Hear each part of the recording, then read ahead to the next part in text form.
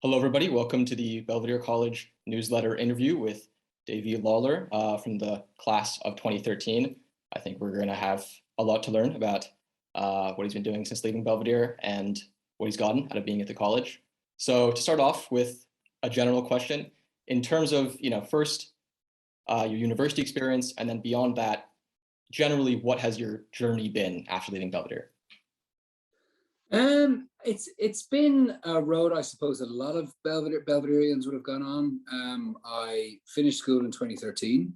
I then studied law in DCU between 2013 and 2016. After that, then immediately on leaving DCU, I started working for McCann Fitzgerald, a firm of solicitors in Dublin city centre. And I spent about a year there while I was getting the necessary solicitor's entry exams done. And then after spending a year in McCann Fitzgerald, I went away to the University of Oxford to do a master's in law over there. Again, a road that a lot of Belvedereans would have gone down before me. After finishing in Oxford in 2018, I came back and I trained as a solicitor, or did half of a training contract as a solicitor in McCann Fitzgerald. And I left about halfway through because it just wasn't really for me. And now I'm currently doing back in DCU doing a PhD. I felt that the real world was overrated and I wanted to experience being a student again.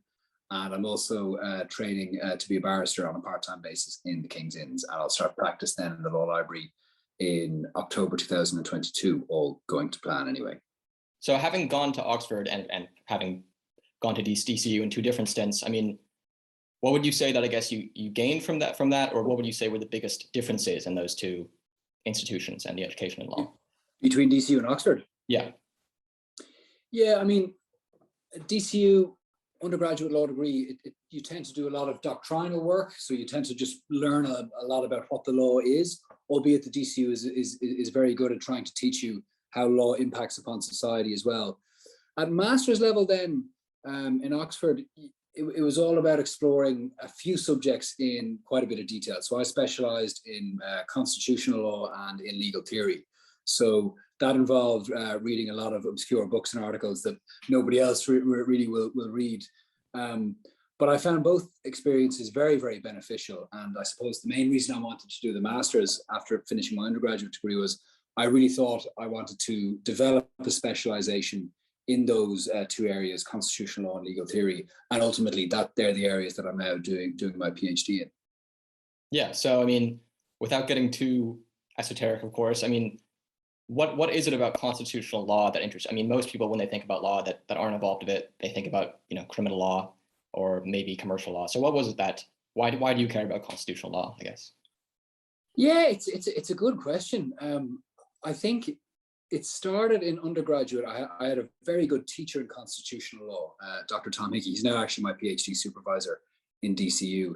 And it was because I think I found the class is so enjoyable that I really developed an interest in it. And I think that's the same for a lot of law students. You find yourself sort of drawn as a first year to those modules which you find engaging, and inevitably, because you don't really know anything about any area of law, the modules you find engaging tend to be those modules which are taught the best in your view. So that's why I got interested in it. And then I suppose why I've remained interested in it is constitutional law kind of sets the ground rules for everything else. So everything that we do in Ireland must be done in compliance with the Constitution and so on. Now, it's not always the case that happens, which obviously leads to some interesting Supreme Court judgments and that type of thing. So I suppose got interested in it because of being taught well, and I've remained interested in it because I can see its importance for the public at large. If you can think back to when you were in sixth year and before that in secondary school, deciding to put law down your CAO, deciding to study that, has law been what you expected? Because obviously a lot of people do want to do law, they put on their CAO, and then some of them wind up disappointed. Yeah, I suppose it has been what I expected, Daire. I did law because I didn't really think I'd be good at anything else, to be honest. I wasn't good at maths. I was okay at languages, and I really liked English and history in school. And my form tutor and the guidance counsellor at the time, the late Barry O'Leary, encouraged me to do law because he said, well, look, Dave, you like English, you like history. Chances are a law degree will reflect the skill set that you've used or you developed in studying history and English, and you might therefore enjoy it. So I imagined, based on what Barry and what other people said to me, was that, you know, law would involve lots of reading, lots of digesting of information, and sort of assimilating what's happened in the legislative process with political and historical events. So I'd say, broadly speaking, it has been what I expected and anticipated. Yeah, it led me to some interesting areas. I mean, I didn't ever foresee myself doing well enough academically to go into Oxford. I didn't think I was, didn't really think I had the brain power to do that, and I don't think a lot of people would have thought I had the brain power to do that. And I still think it was a bit of a fluke sometimes that I got in. But the experience of studying law has probably been what I anticipated it would be. Yeah, albeit I didn't quite see where it would lead me. Yep. And it's something you're glad that you've done. It's certainly been a fulfilling experience. Oh yeah, 100%. I'm really glad that I've done it. I think anytime you're filling out your CAO, there is a bit of a lottery to a degree. I mean, because how can you, as somebody who has never done the subject, know whether or not you're going to find it interesting and find it engaging? And I was very lucky. Within a couple of weeks, I realized, okay, this stuff, this material, the way it's taught, yeah, this stuff is appealing to me. So I'm very, very, very glad I did it. Yeah, but ultimately you chose law because you thought it involves reading, involves kind of analysis, and English history, those matched up with it. Yeah, basically. Yeah. I thought I liked reading lots of information. I always found I had kind of a knack for it, and that's sort of why I did law. Yeah. Yeah. Okay. Do you think that the experience that you had at Belvedere has in any way kind of, you know, having especially a focus on co-curriculars, student leadership, all of that, has that aided you in your time after leaving the college? Yeah, definitely. I mean, I don't think there was a job interview I did where doing the shot put, for example, didn't come up. It was always something that was talked about. I was heavily involved in music when I was in the school as well. I played the trumpet and the wind band and the orchestra and the jazz band and those type of things with Mary-Louise Bowe and Louise Curtin and Daniel Dunn as well.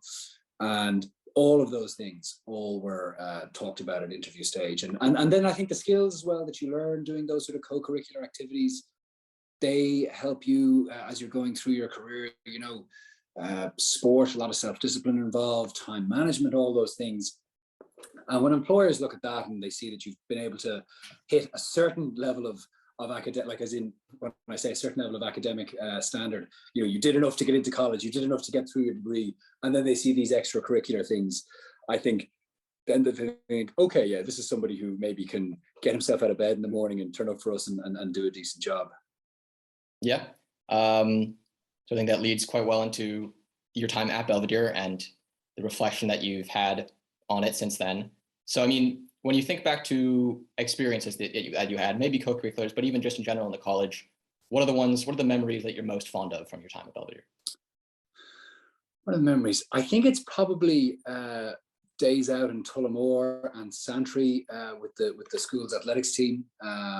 We were lucky enough to win the College of Science Cup, which is the senior boys trophy in my last year in school, and in my fifth year, I think, as well. So I had some great days there. And then also musical evenings. Musical evenings were a huge part of my year, every year from I think the time I was in second year.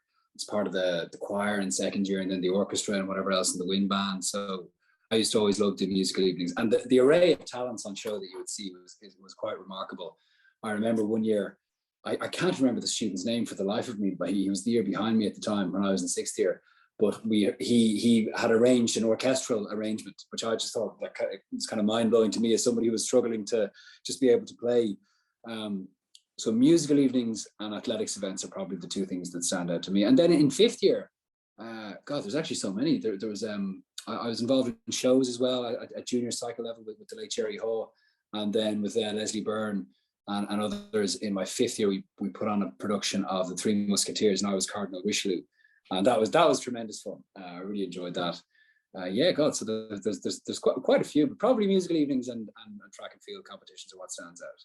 Yeah. So again, it's the sort of camaraderie that you get from doing those non-academic things. I mean, do you find that really? Does it ever reach that level again after you leave secondary school?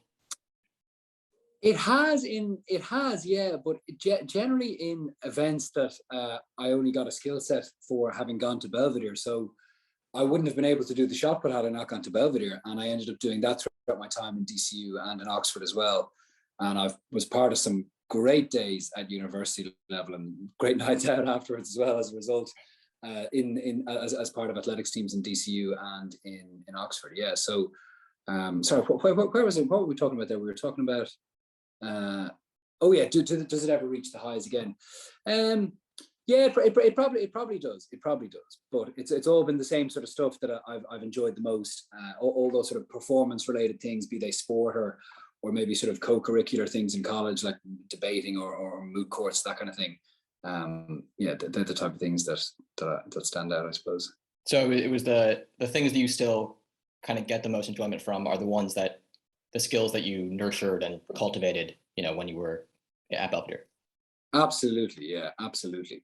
I mean, I as part of my undergraduate degree and since being in the King's Inns and whatever else, I've done a lot of moot courts, which are basically mock trials.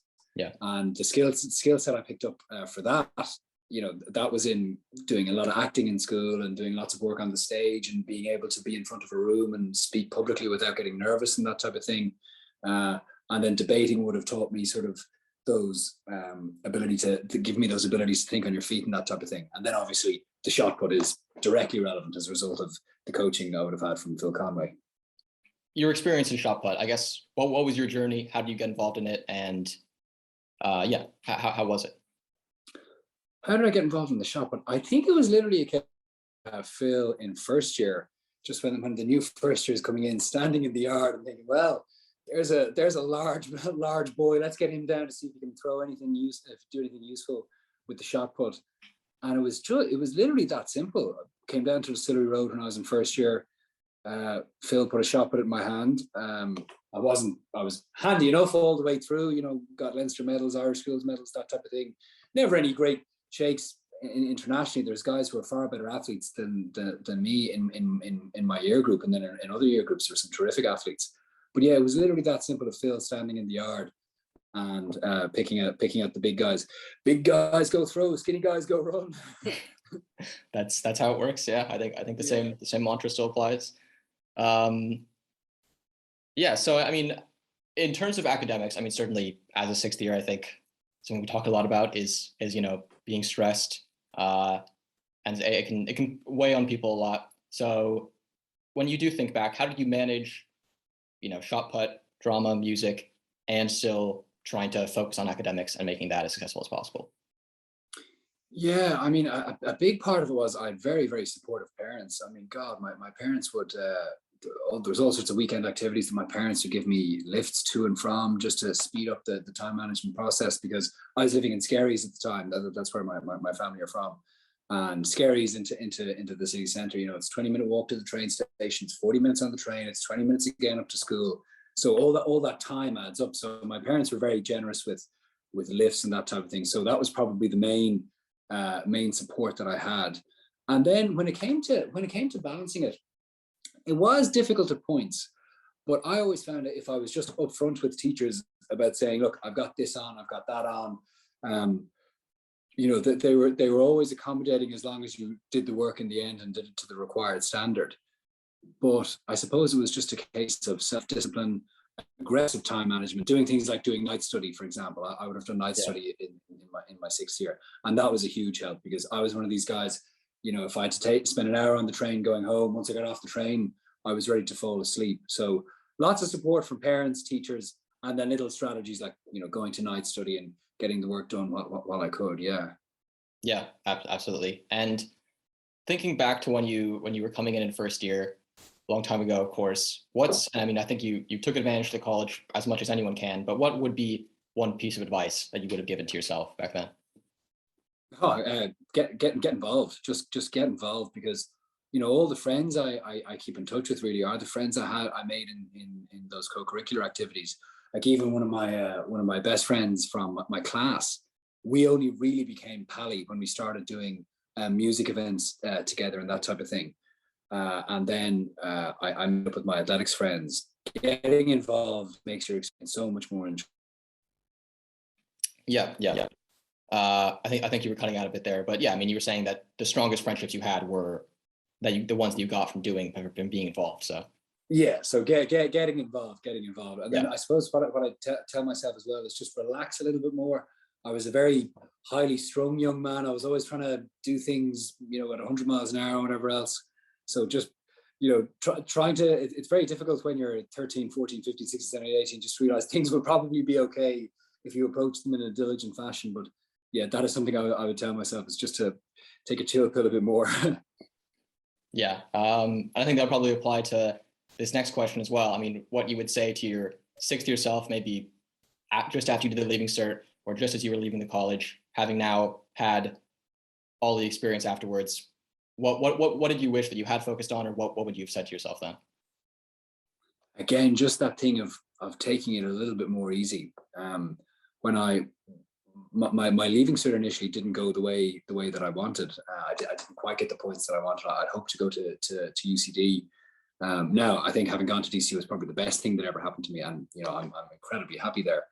But at the time, I felt I had something to prove as a result, and I again approached everything at 100 miles an hour, and I would just tell myself, look, it will all probably be fine. Just keep doing things in a diligent manner. No need to do them, to the nth degree every single time, and just relax a little bit more, I suppose, because again, at 20, 21, you want everything to happen immediately, and you want everything to happen now and in the best possible way. Whereas as I've got a little bit older, I've realized, done is better than perfect sometimes, and sometimes it's okay for things not to work out exactly the way that you might want. So it's better to consistently make a solid effort than to go 100% all the time and risk burning yourself out. Yeah, absolutely. And I would have suffered with burnout at various points in college, or at various little pinch points. I would have been under a little bit of pressure. But absolutely, I would say, yeah, consistent effort, in a sort of a reasonable manner, where you're not trying to kill yourself all the time, is probably the best way to go about it. Okay, well, this has been very informative, Davy. Thank you very much. Thanks very much, Daire.